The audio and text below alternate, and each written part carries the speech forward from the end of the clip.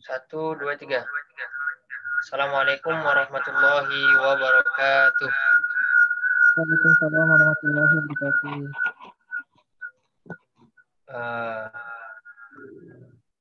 Perkenalkan, kami dari kelompok 13, mata kuliah Pengetahuan Umum Olahraga, materi pencak silat. Anggota saya sendiri, Kois Alfikri dengan NPM 1963051002. Dan rekan saya, M. Nopran Satria dengan NPM 1913051010.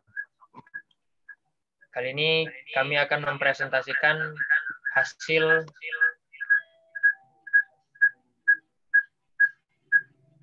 PPT kami dengan materi pencaksilat. Oke, langsung saja.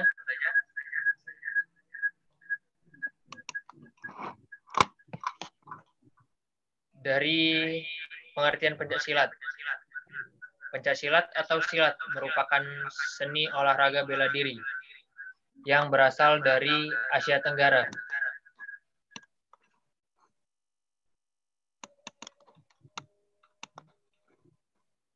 Yakni Indonesia, Brunei Darussalam, Singapura, Filipina, dan Thailand. Silat sendiri adalah istilah yang dikenal secara luas di kawasan Asia Tenggara untuk menyebut seni bela diri ini.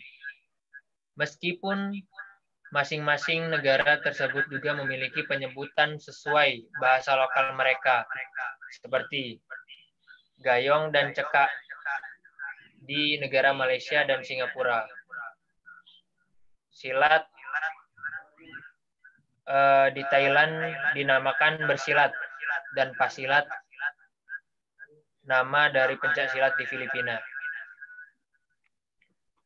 Pencak silat menurut para ahli itu sendiri, yakni pencak silat adalah gerakan bela diri tingkat tinggi yang disertai dengan perasaan sehingga merupakan penguasaan gerak efektif dan terkendali, serta sering dipergunakan dalam latihan sabung atau pertandingan. Yang kedua, pencak silat adalah sebagai fitrah manusia untuk membela diri sendiri dan sebagai unsur yang menghubungkan gerakan dan pikiran, olah gerak dan olah pikir. Kita lanjut ke slide berikutnya.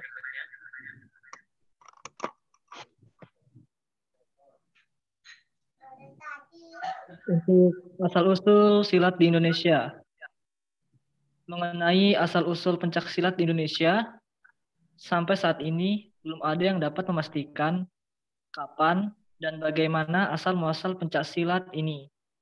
Ada yang menyebut adanya bela diri ini karena kemampuan para nenek moyang untuk melindungi dan mempertahankan kehidupannya atau kelompoknya dari tantangan alam.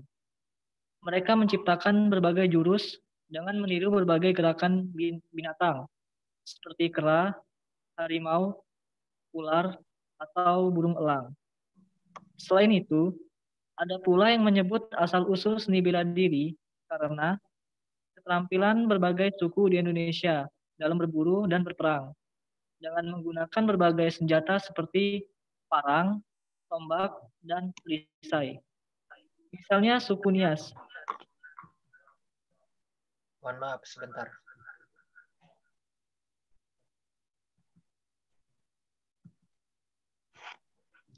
Oke, boleh dilanjut, Nopran.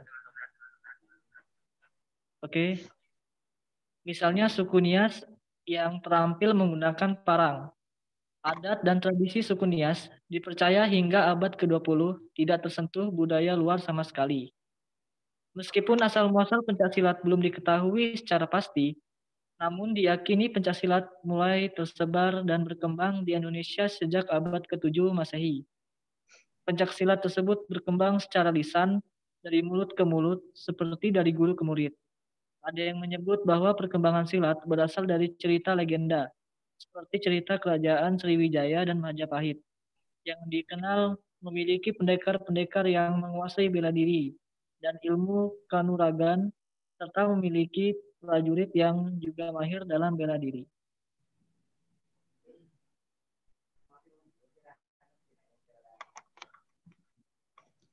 Oke, yang selanjutnya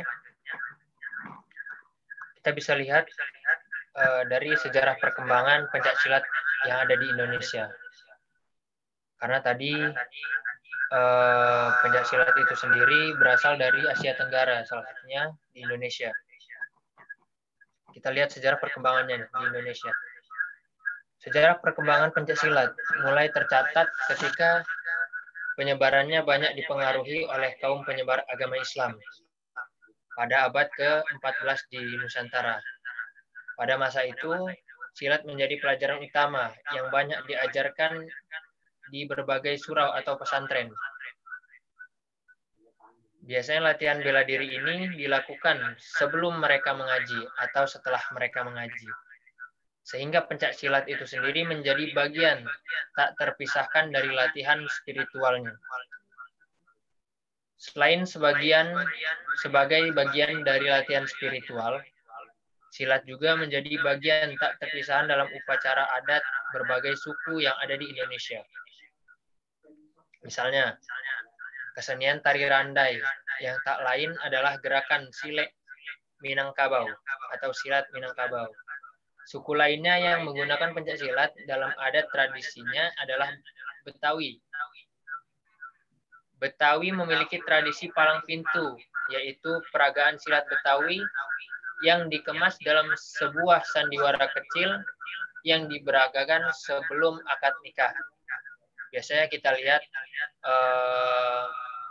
orang-orang Betawi ketika ada acara pernikahan, mereka menggelar sebelum acara pernikahan itu ada namanya pertunjukan pencak silat Betawi. Kemudian tradisi palang pintu menceritakan perjalanan rombongan pengantin pria menuju rumah pengantin wanita yang dihadang oleh jawara pendekar kampung setempat yang juga menaruh hati kepada wanita tersebut. Alkisah, terjadilah pertarungan antara jawara-jawara penghadang dengan pendekar-pendekar pengiring pengantin pria yang tentu saja dimenangkan oleh para pendekar dari pengantin pria. Ini adalah sebuah rekayasa atau sudah dibicarakan sebelumnya ceritanya. Lanjut.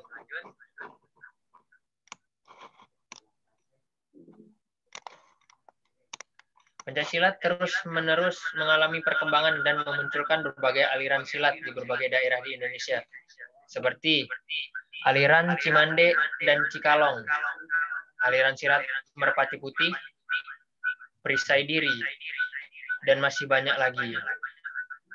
Menyadari pentingnya untuk menyatukan seluruh aliran-aliran silat di Indonesia, serta untuk lebih mengembangkan peranan pencak silat, pada tanggal 18 Mei 1948 terbentuklah Ikatan Pencak Silat Indonesia atau yang kita sebut dengan IPSI. Kini IPSI tercatat sebagai organisasi silat tertua di dunia.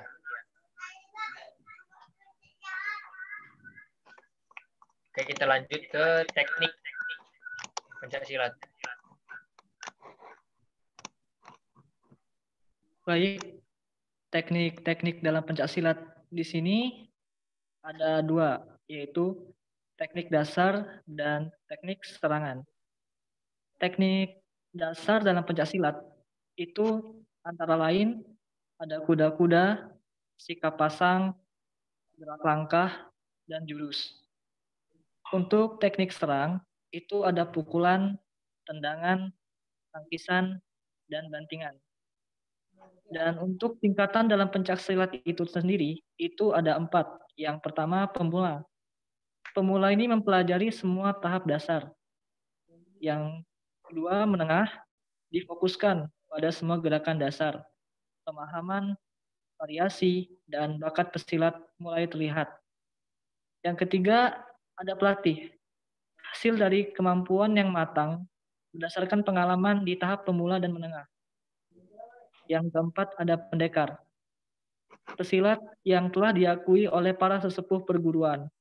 Mereka akan mewarisi ilmu-ilmu rahasia tingkat tinggi. Ya. Untuk teknik-teknik dasar dalam pencaksilat ini, yang pertama tadi telah disebutkan oleh rekan saya, Nofran. Yang pertama adalah kuda-kuda.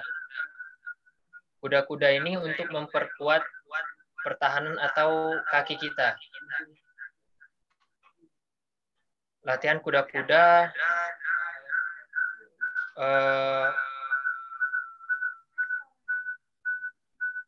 didasari oleh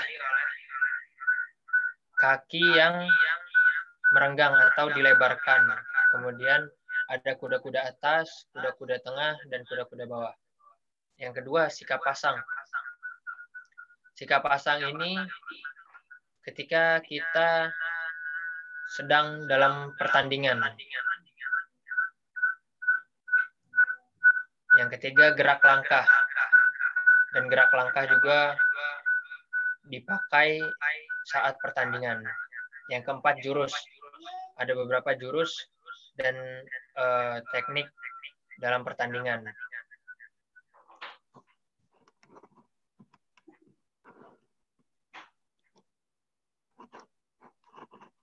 Yang kedua, teknik serang, pukulan, atau yang kita sebut tinjuan. Yang kedua, tendangan. Ada beberapa tendangan. Tendangan sabit, tendangan menjulang, tendangan harimau, dan yang lainnya. Tangkisan, untuk menangkis pukulan lawan atau tendangan lawan. Yang keempat, bantingan. Bantingan ini poin terbesar dalam pertandingan. Oke, kita lanjut.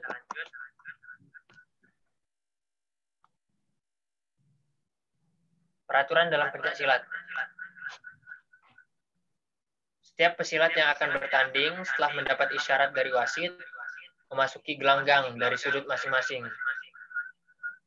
Ini ketika di pertandingan. Kemudian setelah dipersilahkan oleh wasit masuk ke gelanggang, pesilat harus memberi hormat kepada wasit dan KP atau ketua pertandingan. Selanjutnya, kedua pesilat kembali mengambil tempat di sudut yang telah ditentukan. Setelah wasit memeriksa kesiapan semua petugas dengan isyarat mematuhi larangan-larangan yang ditentukan, yang dapat dijadikan sasaran sah dan bernilai adalah togo, yaitu bagian tubuh kecuali leher, ke atas, dan dari pusat kemaluan. Itu yang tidak boleh diserang. Bila terjadi hasil nilai yang sama, maka pemenang ditentukan berdasarkan pesilat yang paling sedikit mendapatkan nilai hukuman atau teguran. Bila hasilnya masih sama, maka pemenangnya adalah pesilat yang mengumpulkan nilai prestasi teknik tertinggi. Nah, ini disebut dengan menang teknik. Pada dasarnya nilai 1 plus 2 adalah lebih tinggi dari nilai 2 saja. Hasil penilaian juri diumumkan pada papan nilai. Kalau pada zaman sekarang, menggunakan proyektor biasanya di dalam pertandingan. Setelah babak terakhir, penentuan kemenangan selesai dilaksanakan. Okay, next.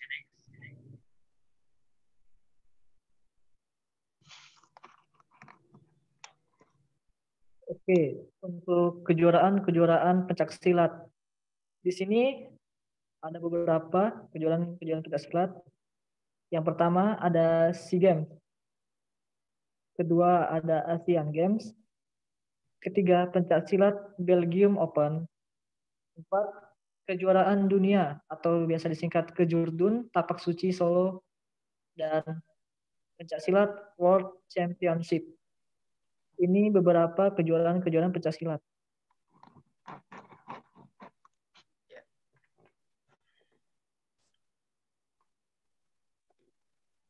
Next. Momen-momen bersejarah dalam pencaksilat. terutama di Indonesia. Yang pertama bisa kita lihat dari Asian Games 2018 kemarin. Pesilat Hanifan yang viral, yaitu menyatukan Prabowo dan Jokowi, presiden kita, saat memenangkan pertandingan final di Asian Games 2018. Itu menjadi sesuatu yang booming, viral di media sosial. Dan yang kedua adalah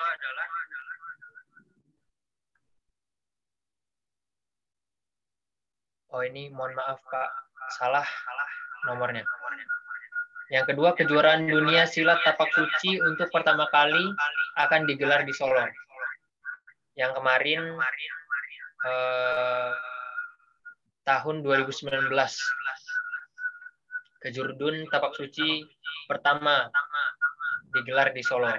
Itu diikuti beberapa negara yang ada di dunia. Itu menjadi suatu momen-momen bersejarah dalam dunia persilatan. Yang ketiga, lagi-lagi tentang pesilat yang viral ini, yaitu Hanifan Yudani Kusuma dan Pipit Kamelia. Karena kedua pesilat ini setelah memenangkan atau mendapatkan medali emas di Asian Games 2018, mereka memutuskan untuk menikah. Dan pernikahannya ini menjadi momen-momen bersejarah, menjadi viral di media sosial juga. Oke, next.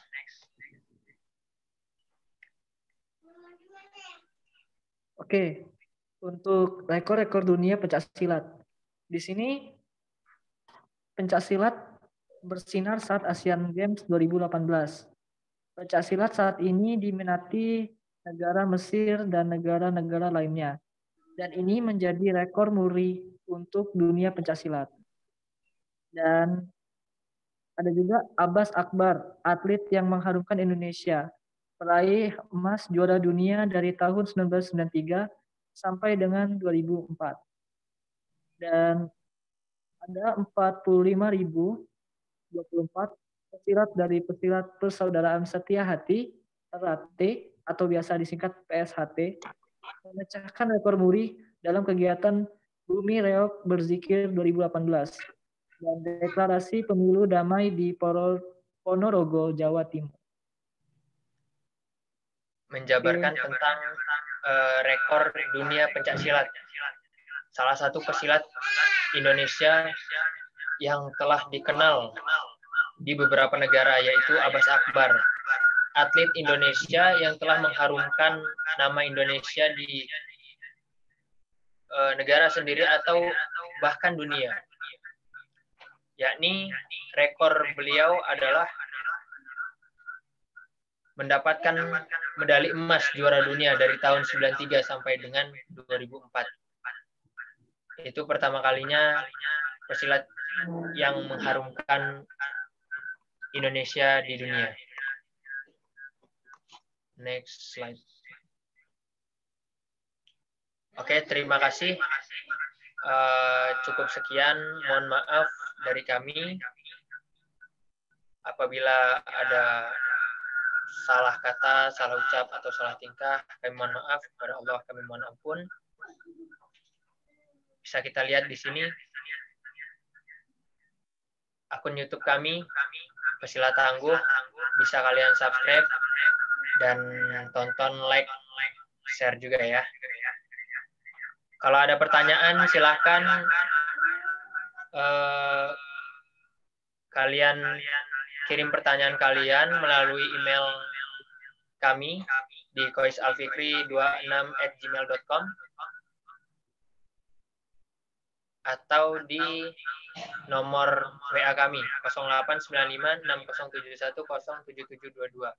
Terima kasih. Ada tambahan rekan saya, Nopran Satria? Itu saja. Kita cukupkan. Oke, terima kasih. Mohon maaf atas segala kekurangan kami. Saya Kois Alfikri. Dan saya M. Nopran Satria. Kami mengucapkan banyak terima kasih. Assalamualaikum warahmatullahi wabarakatuh. Assalamualaikum.